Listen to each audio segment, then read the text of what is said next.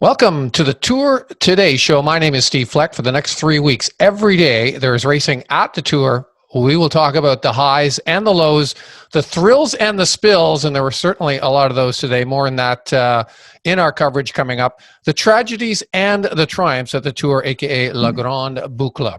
On each episode of the Tour Today, I'll have a special guest on the show with me. I'm very pleased and honored today to have with me as my first guest one of the Flow Bikes commentators for the Tour. He's also a cycling coach in Juventus for the Juventus Cycling Club in Edmonton, Alberta, where he's joining us from today. But most importantly, he was the first rider and cyclist from North America to wear the famous yellow jersey, Le Maillot Jaune, at the Tour de France back in 1986. Welcome, Alex Stieda. Well, Steve, great to be here. Yeah, it was a long time ago, actually, but thankfully I'm still able to ride my bike today. Yes, well, we both are, so that's a good thing. We're both. I think you're 61 too. So yeah, 59 actually. You were born in 59? No, it's 61. 61 born. Yeah. Yeah. Same. So we're born in 61, but I'm 59. Yeah. So next year's the big one. Yeah. Well, for both of us. Yeah, another big one. Yeah, I thought 50 was the big one. Well, I don't know. We'll see when we get there next year. 6-0, you and me together. What a year in cycling. Let's just sort of recap the year before we get to the stage. First of all, like all sports, professional cycling was completely shut down in March and just started back a few weeks ago in about early to mid-August. The UCI came up with an absolutely audacious calendar, essentially packing pretty much a whole season of racing into 2.5 months. What are your thoughts on that initially? Well, when they came out with that with that calendar, I think sometime in July, it was a bit shocking. Like, can they really pull this off? Will the teams agree? How are they going to deal with COVID and all the restrictions? Everyone was just saying, "Well, we'll see," right? And we're still saying that. I mean, even up till the start of yesterday, the day before Tour de France, there's quite a few people thinking, is the Tour de France really going to happen? So now we're wondering, is the Tour de France really going to go for 3 weeks? Will something happen along the way in a COVID outbreak? And we're seeing COVID increases in France, going up generally among the population. So will that affect the race? So many unknowns, and it's just part of the added stress that the Tour de France brings with it now. Well, we were in Nice today, and that's where the racing was. 2 opening stages in Nice, and highly unusual for sort of recent tours to start with this demanding parcours, Alex. 2 tough stages to start right here in Nice. That's very unusual. Yeah, I think it's good that the ASO, the Tour de France organization, changes it up every year, and they don't follow a formula, and that's really been sort of keeping the race exciting, keeping the fans engaged. I think if there's a bunch of flatter stages in the first week, everyone a lot of people will tune it out and say, well, I'll just wait for the mountains. This has created some drama in the race, and of course today's stage was absolutely insane with the amount of drama that was created. So let's get right into it. We did have an early breakaway of 3 riders that went away early. That was sort of usual. That was not unexpected. But then the rain started to come down, and that was very tricky, led to some very slippery conditions. Now, almost exactly a year ago, I happened to be in Nice. Long story, but we had rain on the roads, and it was like riding on glass. Those back roads in Nice, apparently it hasn't rained there in 3 months. So as you know, oil builds up on the roads, a little rain comes down, and it's like a skating rink. Yeah, it really is crazy. And it seemed like for the first, when it first started raining, the peloton just kept racing. No one really seemed to want to take the initiative to try to calm things down. And once there was a number of crashes, I can't even count how many guys went down. And there were some of the major guys, but just anyone crashing was you could see it was dangerous. The Jumbo-Visma guys, Tony Martin in particular, became almost the de facto patron of the peloton and just said, stop. Listen, we've got to control the pace. These are our lives at risk here. We don't need to risk our lives on the descents. We know it's going to finish in a sprint. Let's roll down the descent at a controlled pace. So no one from Ineos came out and said that, or from what we could see, it was more about the Jumbo Visma guys being the guys that said, let's control this. They were definitely at the front trying to keep things under control. And that neutralization, that self-imposed neutralization on that last major descent back down to the coastline, that allowed some of the sprinters like Sam Bennett and Caleb Ewan, who were caught out in crashes, to get back on. And that was significant for them, because otherwise they would not have been able to contest the sprint and the finale on the Promenade des Anglais. Yeah. So, I mean, there's always a trade-off there, but I think, there's so much concern in the peloton right now about rider safety, and also concern that the UCI, ASO, race organizers, or the Professional Riders Association, the CPA, aren't doing enough to and the riders are just fed up, and they're going, no, they have to take responsibility themselves. Which is what they did. And I think they made the right call. Yeah. Neutralized, again, self-imposed neutralized for probably about 30 or 40 kilometers to get back down to the flatter roads and the run-in to the finish. The breakaway of Fabien Grelier from Team Total Direct Energy, Marshall Char from the CCC team, and Cyril Gauthier were eventually caught. And those three, I can say they contested the KOM points that were on offer today. And I think Grelier will be in polka dots tomorrow. Well, it was interesting because Michael Char, went for the last KOM and won it right before they got caught. But then he was tied with I think Grelier from Total Direct Energy, and the rider who finished higher and on the final stage placing would have wore the polka dot jersey. Michael Char was in good position. Grelier had been dropped. Well, in the final, there was a huge crash. Michael Char goes down. Grelier passes him and takes the polka dot jersey. Unbelievable. Yeah, unfortunately, even though they did neutralize, they got back down on the Promenade des Anglais. There was a crash, and it's worth noting that it happened about a meter past the 3 kilometer to go mark. And as you know, that's a critical point, particularly for the GC riders, because on sprint stages like that, they will get exactly the same time no matter what happens within the final 3 kilometers. So it was rather ironic there was a big pileup just past that 3K to go mark. Yeah, and Thibaut Pinot was caught up in that crash. Very, very fortunate that it happened at that time. I often wonder, well, if that crash had happened 100 meters before the 3K line, would they still have imposed the rule on Thibaut Pinot? It's always interesting. Cycling's full of these kind of crazy situations, and if you don't follow it, you kind of wonder what's going on. How are these guys, following cars, drafting cars to get back into the race, or what's that rule again? And it makes for certainly entertaining to watch, but you really have to know the rules and understand how the rules are applied in certain instances to fully appreciate it. Well, that would have been a decision for the commissaires if they had gone down before the 3 kilometer to go mark. Yeah. So let's shift to the finale itself. Alexander Kristoff, a savvy veteran, many World Tour wins, 4 previous wins, I think, at the Tour de France. So this would be his 5th, and a sweet one because he gets to pull on the yellow jersey tomorrow. Yeah, I mean, that's a super special, event to put on the yellow jersey. I was fortunate enough to have that happen to me as well. But, the way Kristoff won that sprint stage was so impressive. If you look at the replay in the last kilometer and you look where Kristoff is, he's basically trapped 10, 12 guys back. And he's boxed in. There's no way out.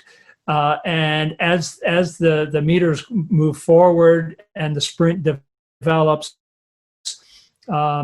Case Prime sort of starts Case Bull opens the sprint to the right, with only 200 or 300 meters to go, and that opens the door for Alexander Kristoff to jump on his wheel and then go past him. But if Case Bull hadn't moved, there was no way Kristoff would have been able to come around.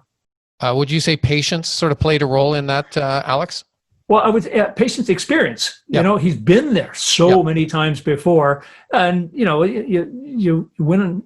He's won a lot of races, but he's lost a lot of races in a sprint, and he knows how to play it out. Interestingly, the Trek Segafredo guys, it was almost like they were leading it out for Jesper Stuyven. And Stuyven starts the sprint after his leadout guy, Edward Turns, finishes the leadout, but fades. And Mads Pedersen, their teammate in the World Championship colors, is their sort of backup sprinter, I guess, who follows Christoph through, squeezes through, taking Nizzolo, boxing Nizzolo out at the end. Nizzolo has to actually stop paddling because he gets squeezed. Not by any, I don't think it was anyone's fault. And Pedersen comes in for a second place, which I think probably shocked a lot of guys, including his teammates.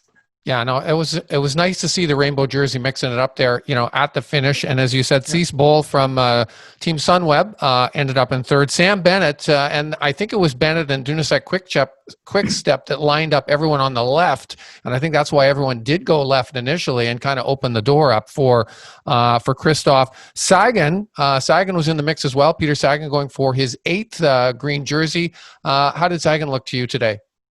I think it looked okay. It didn't have any spark, but typically in a bunch sprint like this, where there's no incline, it's not really where Sagan is going to be, coming to the front. He needs like a 2, 3, 4% sprint uphill to really take his strength to the fore. He got 4th in the intermediate sprint, so he got points there.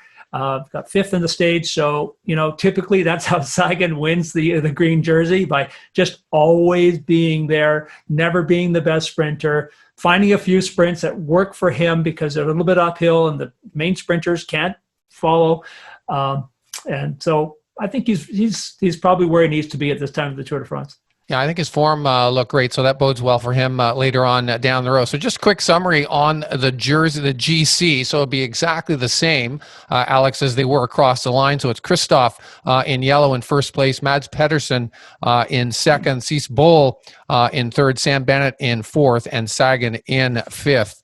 And then in the white jersey, interesting to see what jersey Pedersen decides to wear tomorrow. He's in white. This is the best young riders jersey. Cease Bowl in second. Seguro Higuita from the EF Pro cycling team is in third in that competition. And green, it's the same way they are across the line, although Sagan did get intermediary sprint points at the intermediary sprint. So Christoph has the green jersey, but he'll probably defer.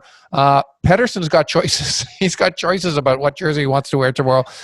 So the green jersey would default to Pedersen, but he's also in white, and he's also wearing the rainbow. So we'll see what he comes out in tomorrow. Sagan in third in the green jersey, and we also mentioned the polka dot, as you had mentioned, Alex, and good pick up on that. I didn't see Grelier get by Char in that pileup at 3 to go, but it will be Grelier confirmed in polka dots tomorrow. We also had a women's race. Great to see the ASO and the UCI putting on a women's race. Can you give us a quick summary on what happened in the women's race today, Alex? Well, they did 2 laps of the course that the men did, albeit in dry conditions. I'm sure they're thankful for that. So it was like a 93-kilometer race, 96 kilometers. And it came down to, the favorites, Marianne Vos and Annemiek van Vleuten, Lizzie Deinen. So, there's 6 riders came to the finish in the last K. 2 Trek Segafredo riders, which was interesting. So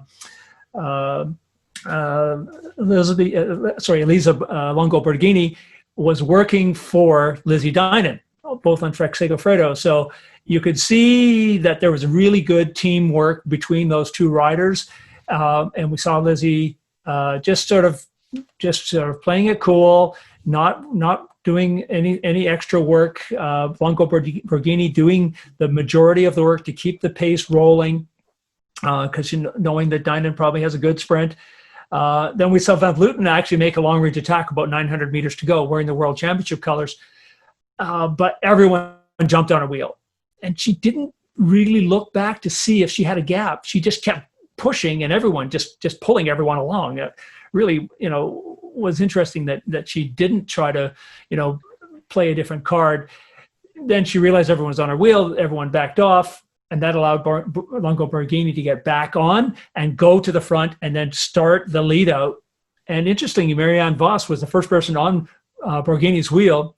And then Dinan was a little bit behind, like a few bike lengths behind. She reacted late, and following Voss. And Voss really, got onto Borghini, attacked right away, with a few hundred meters to go.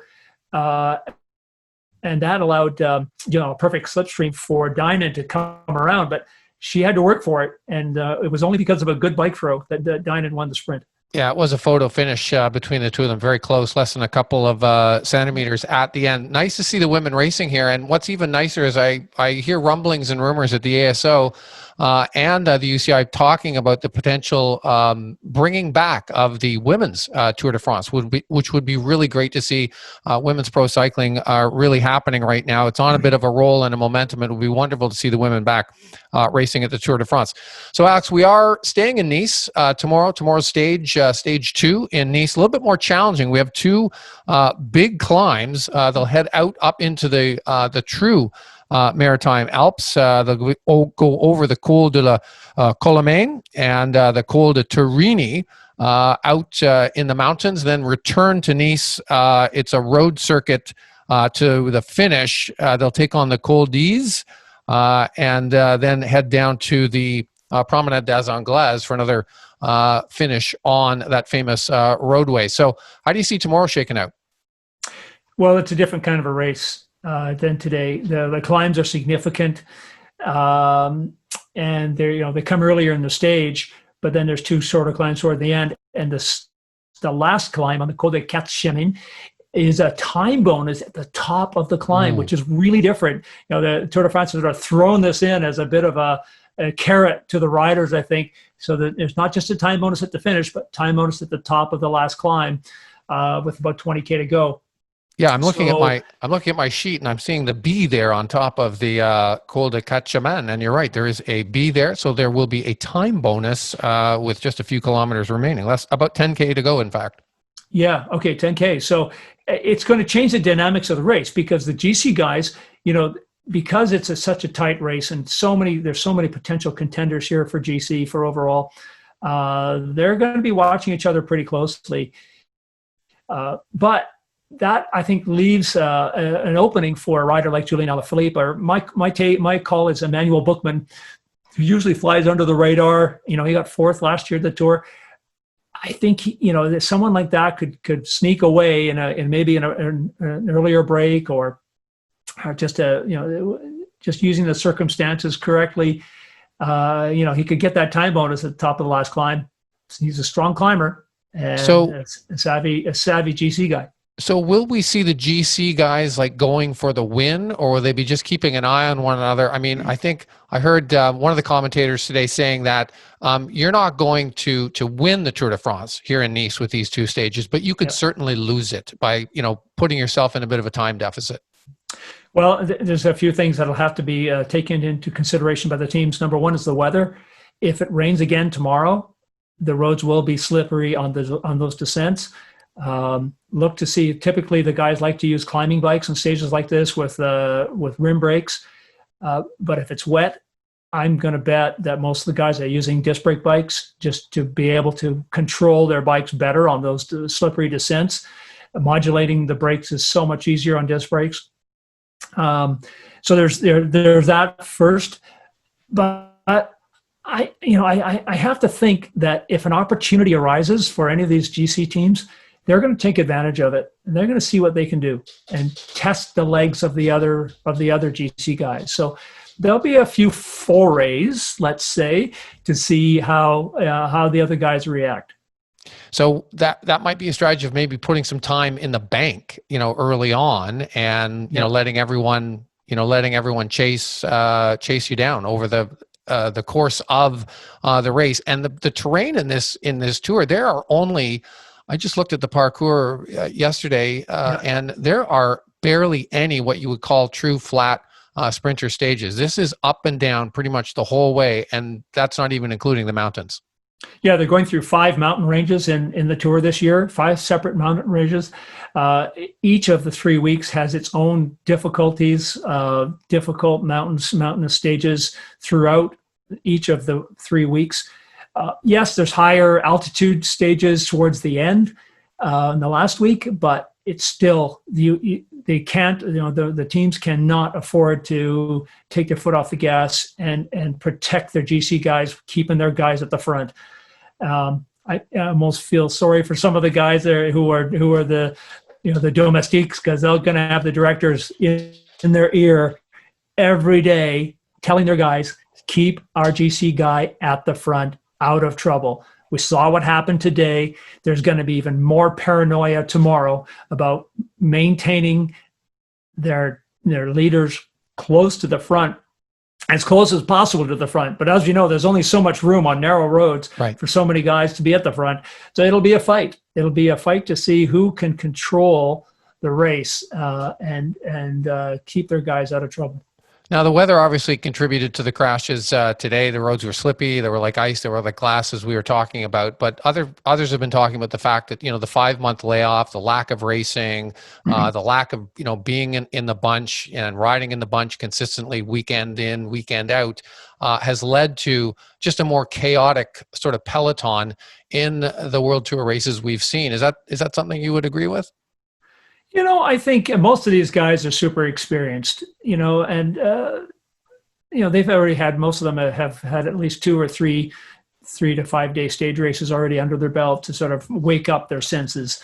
I don't think that's as much of a factor as the amount of race miles that some guys need to get into race top race form.